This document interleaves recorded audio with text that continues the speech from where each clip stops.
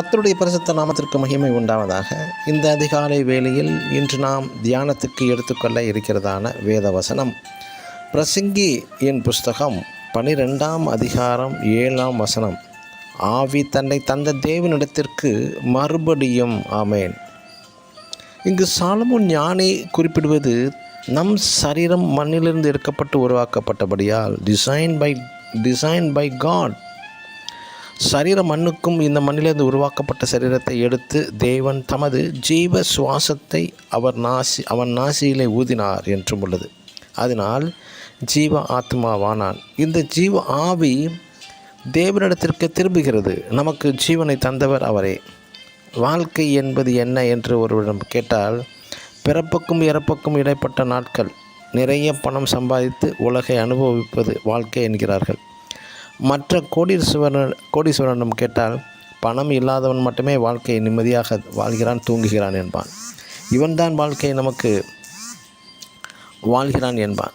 மற்ற நிறைய படித்தவனிடம் கேட்டால், இந்த பெரிய படிப்பு நிம்மதி தராது என்கிறான்.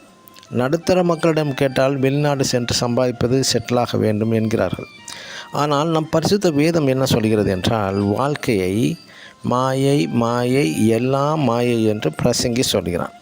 மற்றும் யாக்கோபு 4ஆம் அதிகாரம் 14ஆம் வசனத்தில், நாளைக்கு நடப்பது உங்களுக்கு தெரியாதே, புகையை போல் இருக்கிறது என்கிறான். மற்றும் 1 பேதுரு 1ஆம் அதிகாரம் 24ஆம் வசனத்தில், புல்லின் பூவை போல் இருக்கிறது வாழ்க்கை என்கிறார் பேதுரு. இப்படி புல், பூ, புகை மனுஷனுடைய வாழ்க்கைக்கு ஒப்பிடப்படுகிறது. எனக்கு பிரியமான தேவனுடைய பிள்ளைகளே, உங்கள் உள்ளான மனுஷன் நாளுக்கு நாள் வளர்ந்து பலப்பட்டு பூரணப்பட்டு கடைசியாக அந்த ஆவி தன்னை தேவனிடத்திற்கு திரும்புகிறது.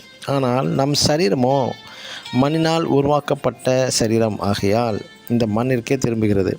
நமது ஆவி தேவனிடமே தன்னை படைத்து உருவாக்கிய ஜீவவாவி ஊதின தேவனிடமே திரும்புகிறபடியால் நாம் பரிசுத்தமாக வாழ்வோமாக.